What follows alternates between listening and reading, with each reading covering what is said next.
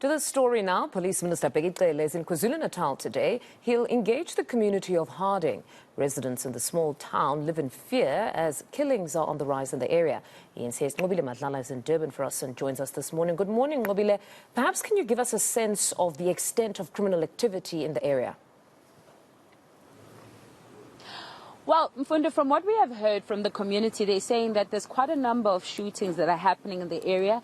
Quite a number of them have told us that they hear gunshots, but they are worried as well in terms of being in front of camera. Some of the business people were telling us that they're worried about their businesses and they find that they have to invest more on safety and security. But because they can't, of course, come to camera and tell us directly, I think it would be best to bring in the councillor in the area to better explain to us as an official, sir, why is your community so scared of what's currently happening in this place? Ngiyabonga kakhulu Miss Nqobile, ngiyabingelela kuwena nababukeli emakhaya.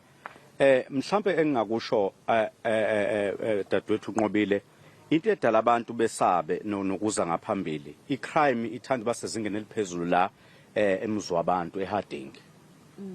Kwenzakalani ba? Njengoba ubusuthintile eqaleni ukuthi the gunshot and everything, but into ecaca ngokusobala lana ukuthi abantu babulawa emini la emuzwa wabantu futhi akwenzeki lutho. Lokho futhi ngikusho njengoba akukhathaliseki mhlawumbe esontweni within 5 days uthola ukuthi sekubulawa abantu noma bawu13 kuyenzeka lokho. Yikho ke lokho umphakathi wethu wasemzwa wabantu uhlale lovalweni ngokuthi lokho ngaze ngicekisena nokuthi njengoba thina sikhona la njengekhansela sinema ward awu11 amawadi awu9 asemakhaya. Munga olalela umuzwe emakhaya kuba nzima ngisho abantu emakhaya ukusuka bazokwenza shopping bezothenga edolobheni labo baze ba decide abanye ukuya komakhelwane kumadolobha aseduze nathi koKokstead kokumzimkhulu ngoba sebeyesaba ukuthi mhlawumbe befike eHarding bazobe besathenga bese kwenzeka lokho kwebhamba bese sebeyathintakala nabo. Do we know why this is happening on the ground though? Iqiniso mem anginaso isiqiniseko sokuthi kwenzakalani. Ngiyakholelwa ukuthi amaphoyisa analo ulwazi because ziyabikwa zonke izinsuku lezi gameko lezi ezenzeka eHarding ngaso sonke isikhathi. Nginethemba lokuthi amaphoyisa anayi information noma analo ulwazi ngokuthi kahle yini umsusa walokho kodwa iqiniso lisobala ukuthi sesihlezi ngokusaba ngokuthi ngisho ama investors abantu abafisayo ukuzotshala imali la uyubone nje basila emkhandlweni ukuthi kunzima bayabona ukuthi bangazitshala kanjani imali zabo kumkhandlo nje ukuthi ngekwenziwa noma yini ilanga libalele kulimala abantu noma kubhubha abantu noma kushabalale kuphuma igazi chithe igazi emuzwa wabantu. And I mean if uBaba Cele is going to be here kuzosiza ngani? Mhlambe uBaba Cele ukuba khona kwakhe la singamcela noma simcele kakhulukazi ukuthi akaka angene kwi-police station ayibhekisise kakhulukazi into esike sayibheka la njengomuntu oyikhansela sibhekile ukuthi izinsiza kusebenza la kwi-police station yethu ziyashoda and even nabasebenzi istaff uyabona ukuthi siyashoda. Lokhu ke kwenza ukuthi kube nzima ukusebenza kuba sisemkhandlwini sike sacela ngaphambilini ukuthi no sicela ukuthi isimo njengoba sinje makube khona amaveni even ebusuku aba visible ajikeleze elokho ebonga ngoba lokho siyakholela ukuthi abantu mabebona iveni nama light baba nako ukusaba ukuthi ngeke bavele benze into emini noma kanjani. Kodwa yilokho esibona ukuthi awukayenzeki esizocela babucela angenelele athi nje ukuthayisela istaff aphinde afake izinsiza kusebenza sibone ukuthi siya kanjani phambili. Wena ke baba njengekhansela uye uthini kubantu bakho just to calm them? Engikukusho yikho ke ukuthi siyahlala emuzwa wabantu siyicouncil.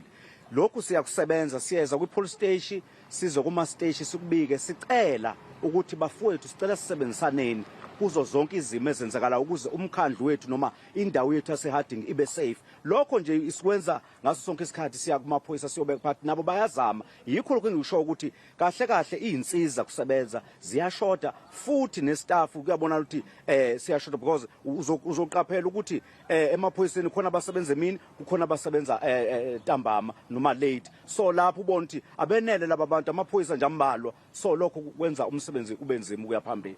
Siyabonga kakhulu. Ngiyabonga kakhulu. Well, Mfundo, that is the councillor in the area. But if you listen to what he's saying at this point, he's saying that there needs to be more capacity in terms of the police that are working in the area, and they need more to be done on the ground. They're saying that if there's police visibility, perhaps the crime would go down. But if you're hearing from him as well, he's also explaining that there's quite a number of gunshots that I heard in this area, which also speaks to the sort of crime that happens here to such an extent that some of the residents in the area decides that they're not going to use the local town. They'd rather go to neighboring areas to go buy things like groceries and so on, because they're scared that maybe the shooting could happen whilst they are there and anything can happen to them. But they are worried also in terms of the cases that none of that has, they haven't really found the perpetrators. If you're listening to what he's saying, he's explaining that most of this has been taken to the police, but not much has come out of it. But of course, people do fear for their lives, and he's also reiterating that they are scared to be around this area because of what's happening. But they are hoping that minister's visit will also yield some of the good results for the people here to live in a space where they can be comfortable and can feel safe.